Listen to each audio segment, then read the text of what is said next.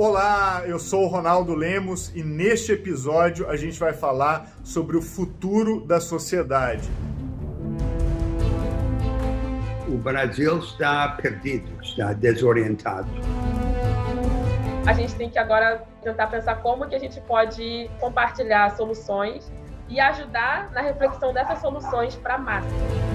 It's going to require a political mobilization to replace the corrupt and ignorant political class and put people in power who can make evidence-based decisions so that we can move forward past the pandemic.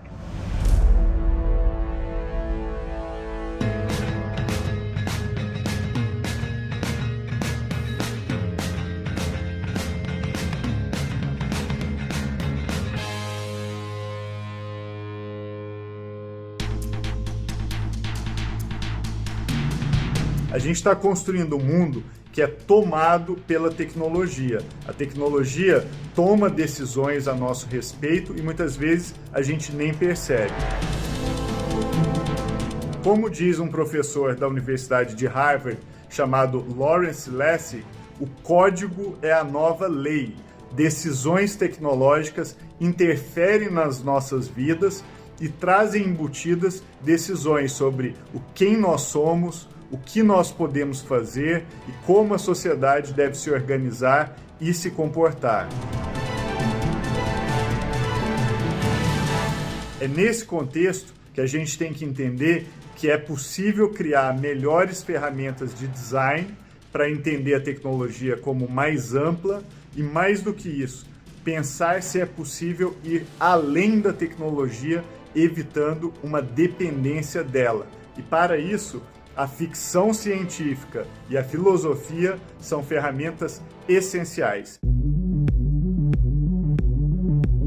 A Sasha Constanza Schock é professora do MIT, onde ela desenvolve um trabalho incrível sobre a questão da tecnologia e da sociedade. Segundo ela, a tecnologia e o design devem evoluir também junto com as questões sociais. Então a gente precisa desenhar tecnologias que sejam inclusivas e que deem conta da complexidade cada vez maior da sociedade em que a gente vive.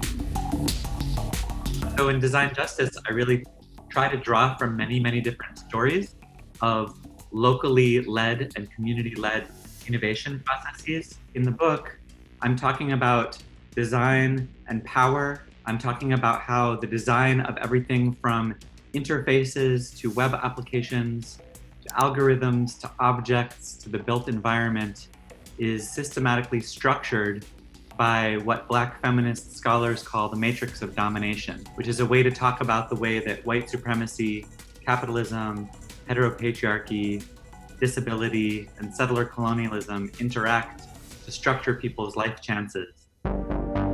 We hear a lot of people saying that technology is neutral, right? Your book is a challenge to that, right? Yeah, absolutely. I mean, on the one hand, existing power structures are reflected in the way that we design and develop technology. So, for example, who gets to be a highly paid designer working on the creation of new technological tools? Well, unfortunately, we know that the people who are sitting at the top of most of the companies, it's mostly white men or Asian men, Black people, Indigenous people. Very few get these highly paid positions. And then that also is reflected in how power gets re-encoded in the tools themselves. So which problems are we trying to solve for? This is like the meme of first world problems where you have 50 startups trying to figure out how to deliver pizzas by drone, but nobody, working on more crucial problems that might face low-income people or people on the margins of global society, right? So what we need to do is rethink our entire process of global technological development and design and think about what user stories are we really prioritizing?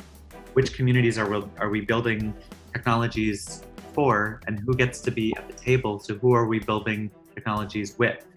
Now, that said, I think there's also a long history of people looking at how innovation often comes out of necessity. There's a long history of people creating all kinds of interesting new tools and technologies just because they had no other option but to create something new. So innovation is constantly happening all around the margins of society. The question is, are we going to recognize it? Are we going to provide the resources to take innovations that come from the global majority and support them so that they can become tools and products that many people can access, and so that the creators are going to get credit and are going to get visibility and get resources from them. Olhando o trabalho da Sasha, dá para ver claramente como o código hoje é a lei. E eu falo de código de programação mesmo. Então, existe uma responsabilidade hoje de quem programa e desenha qualquer instrumento tecnológico de pensar qual é a relação e o impacto daquilo que está sendo desenhado para a sociedade. Eu acho que o trabalho dela evidencia muito essa questão. Can you give us some examples of poor design decisions that are actually excluding a lot of people and basically preventing people to be who they really are? In the book, I share one example of a millimeter wave scanner, which is a security system in airports now, where you walk into the machine and then the machine spins around you and it makes a scan of your body at a millimeter resolution, and then it highlights any part of your body that it thinks is abnormal or risky. When you walk into the machine, the security agent on the other side sees you and they decide whether they think you are a man or a woman, and they press a blue button for boys and a pink button for girls.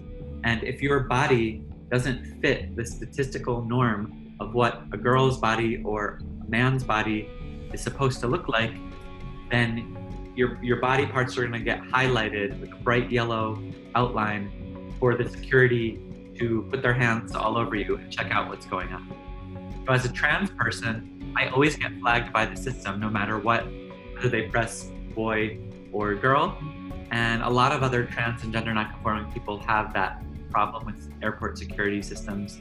And so do many Black people, because Black hair often triggers the systems because the data sets they were trained on don't include people with Black hair. No espaço urbano, a gente vai ter que enfrentar questões como, por exemplo, tecnologias de reconhecimento. Uma delas é o reconhecimento facial, onde você tem câmeras tomando conta das cidades e que vão ficar cada vez mais inteligentes, capazes de identificar quem é cada pessoa que caminha pelas ruas, por exemplo. Mais do que isso, o futuro das tecnologias de reconhecimento são as tecnologias de reconhecimento vocal, que pela sua voz, mesmo à distância, consegue identificar quem é você, com quem você pode estar falando e assim por diante. Esse é um tema que a gente vai pensar junto com a Ana Carolina da Hora, que é uma programadora especialista em tecnologia e inteligência artificial.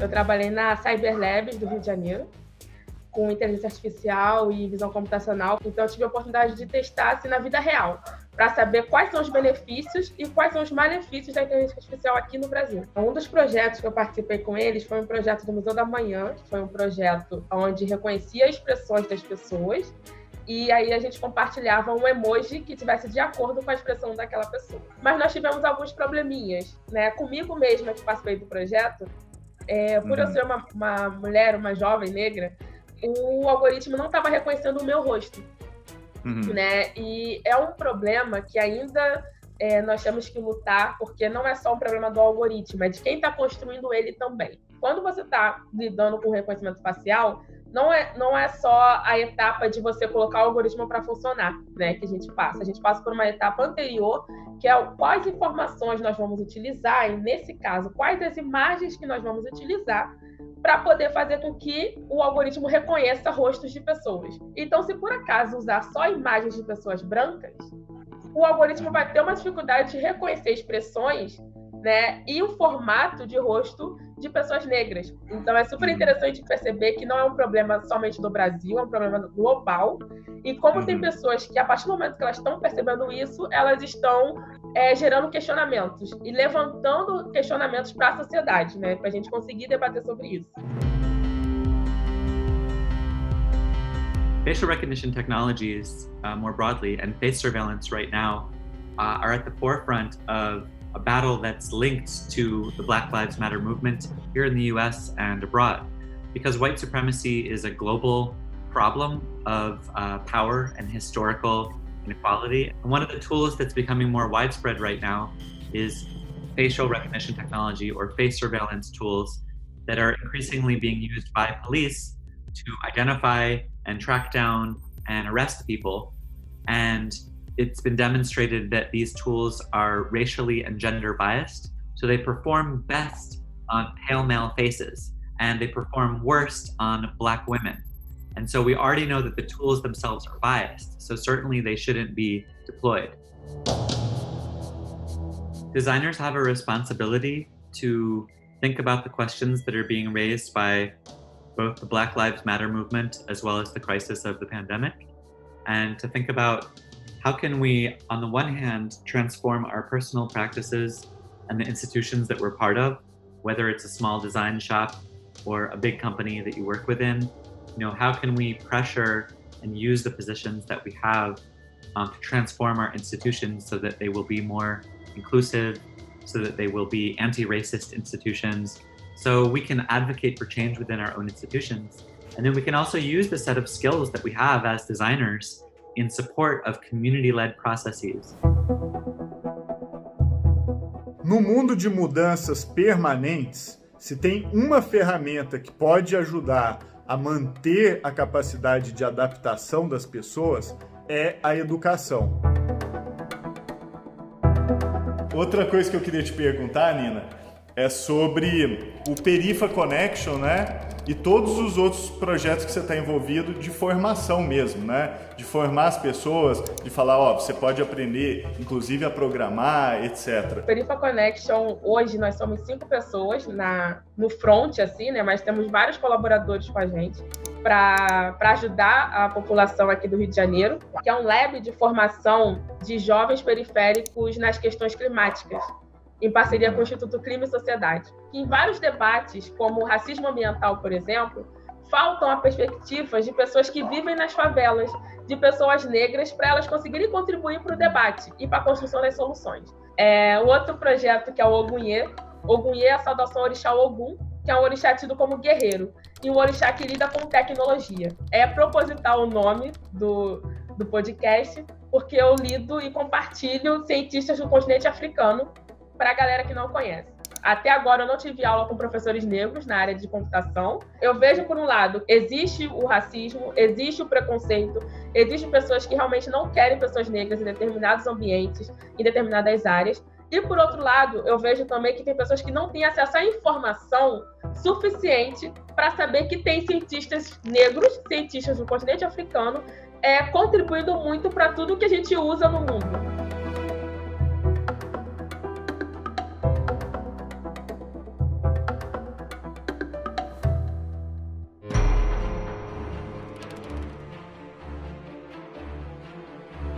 No mundo de hoje, a gente está vivendo um momento em que a gente precisa decidir o que vai fazer com a tecnologia. E a filosofia, quem diria, pode ser uma ferramenta muito útil para pensar sobre isso. Aqui no Ocidente, na minha visão, a gente está com uma visão pobre sobre o futuro da tecnologia. É uma visão informada pelo conceito de singularidade. O que seria isso? Seria o dia em que as máquinas ficariam inteligentes, inclusive mais inteligentes do que nós, seres humanos, e nós teríamos que nos subordinarmos a elas, até sem entender como é que elas funcionam. Gente, eu particularmente não gosto dessa ideia. Eu acho que é uma ideia pobre e que, na verdade, ignora que as máquinas sempre devem estar a serviço de nós, seres humanos. Então, quando a gente olha para o pensamento no Oriente, até na China, na Coreia e em outros lugares, a gente vê que a tecnologia não é singularidade, mas sim multiplicidade. Ela pode ser usada da forma que a gente quiser, porque nós, seres humanos, temos de estar sempre no controle. Pessoal, o Expresso Futuro tem a honra agora de conversar com ninguém menos do que Liu Cixin. Ele é um autor de ficção científica chinês. Ele é autor dessa trilogia chamada A Trilogia do Problema dos Três Corpos, que vai ser adaptada agora, inclusive, pela HBO, pelo mesmo time que fez a série Game of Thrones. Então, muito provavelmente, a obra dele vai ter impacto global e ele merece, porque pouca gente pensa o futuro não só da humanidade, mas do universo como ele faz. 所以说就让我们感觉到科幻文学在美国似乎出现一种渐渐的开始失去活力的这么一个趋势。与此同时呢，就是中国目前正处于一个快速的这个现代化进程的是这么一个国家。所以说中国现在变成了一个充满着未来感的这么一个国家。这样一个国家就给这个科幻小说的发展它提供了一个很好的环境吧。很肥沃的土壤。 Nos seus livros, você fala muito sobre crises. A gente está vivendo agora uma crise do Covid-19, uma crise que afeta o mundo inteiro. Será que, tal qual nos seus livros, essa crise que a gente está vivendo vai levar a humanidade para uma nova era? 但是就是这样一场在历史上并不是最严重的这么一场疫情传染病，居然对我们整个的人类社会造成了如此大的冲击，在这个政治、经济、社会、文化各方面造成如此大的冲击，这个就让我们深刻的、生动的感受到了我们现代人类文明的这种脆弱性。 就是说，我们现代社会，从各个方面，我们抵抗危机，您刚才说的危机，就抵抗危机的能力，适应危机的能力，可能比我们之前的那些低技术之前的社会，可能就是显得更为脆弱。同时，这场疫情也给了我们一个启示。 因为在这场疫情之前呢，有学者就谈到，我们其实是经历了人类历史上，就是他说最幸福的30年，最繁荣的30年。现在这最繁荣的30年给了我们一个幻觉，我们认为这种繁荣、这种不断的经济增长，会永远的持续下去。现在这个疫情的出现，其实是 把我们这个幻觉多多少少的，就是它打破了这个幻觉。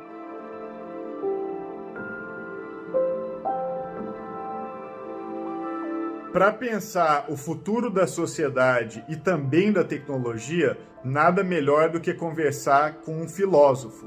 A gente vai falar agora com o Roberto Mangabeira Unger, que é professor da Universidade de Harvard e uma das pessoas que tem uma visão mais interessante sobre o futuro do Brasil e as potencialidades da economia do conhecimento. O Brasil resvala na mediocridade, afunda num pântano de primitivismo econômico, educacional e político. Só superaremos a desigualdade extrema no meio de uma onda para superar a mediocridade. A tecnologia poderia fazer parte da solução da organização de uma ordem econômica e cultural que turbinasse essa inteligência brasileira, mas se ela for concentrada apenas numa elite insular, ela, pelo contrário, vira outra maneira de escapar do imperativo de mudança.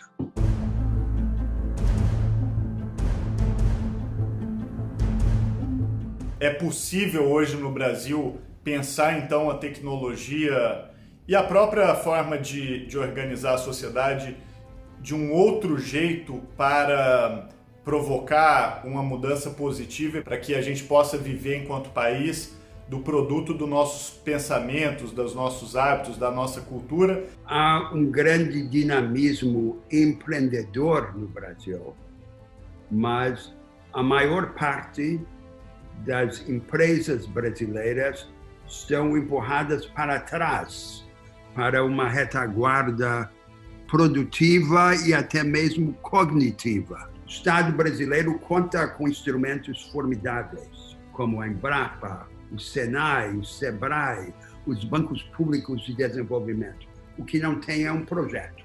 Grande projeto hoje no Brasil seria organizar uma travessia para uma outra estratégia de desenvolvimento, que em vez de abordar os brasileiros como beneficiários a cooptar, os abordasse como agentes a empoderar. No plano econômico, isso significaria começar a construir uma forma socialmente includente daquilo que chamamos a economia do conhecimento. A economia do conhecimento não é apenas um conjunto de tecnologias, de equipamentos físicos. É, sobretudo, um conjunto de práticas e capacitações. Agora, há o seguinte dilema no mundo. Havia um atalho para o crescimento. Esse atalho era a industrialização convencional. Como a indústria que se organizou no sudeste do Brasil em meados do século passado já não funciona, porque não é mais a vanguarda, é o resquício de uma vanguarda anterior, ou é satélite da nova vanguarda da economia do conhecimento. Essa economia do conhecimento, onde ela existe apenas na forma de uma série de franjas excludentes. Excluem a grande maioria dos trabalhadores e das empresas. Esse é o dilema que teríamos de resolver. Isso é uma missão nacional, né? E qual é o caminho para isso? É uma reforma educacional? É uma combinação de mudanças educacionais no ensino com mudanças institucionais ou estruturais. O aprofundamento e a difusão de uma economia experimental e inovadora exige uma forma específica de educação. Uma educação que substitua o enciclopedismo raso pelas capacitações de análise e de síntese. Que na sala de aula privilegie o trabalho de equipe, em vez da combinação de autoritarismo e individualismo. Esse é o caminho do ensino. E essa é uma grande revolução libertadora, que não pode ser organizada por uma curriola de déspotas esclarecidos em cima. Exige um movimento nacional. A outra grande base para essa mudança é uma reconstrução da economia de mercado. Avançar em mecanismos para a descentralização do acesso aos recursos e às oportunidades da produção. E eu vejo a tecnologia e a economia do conhecimento como um instrumento necessário, mas não suficiente, dessa reviravolta brasileira. Ou é coletivo ou não existe, né? Eu acho que a gente viu isso na pandemia, onde, de alguma maneira, as pessoas perceberam que não existe prosperidade se todos nos prosperarem, senão aquilo é absolutamente ilusório.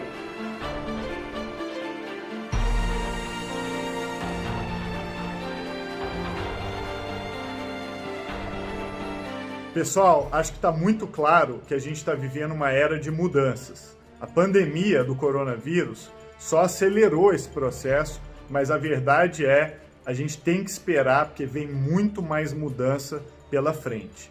Este aqui é o último episódio da 4ª temporada do Expresso Futuro. Como todos nós, a minha vida também foi bagunçada durante esse período e a gente gravou a temporada inteira por meio da internet. Só lembrando, as 2 primeiras temporadas a gente gravou em Nova York, a última temporada, que foi a 3ª, a gente gravou na China, e neste ano tudo isso parecia quase que irreal, porque a gente não pode nem viajar mais, então a gente tem que usar a internet, esse recurso tão importante, para dar conta de trabalhar e até sobreviver, por que não dizer, nesse período de transformações.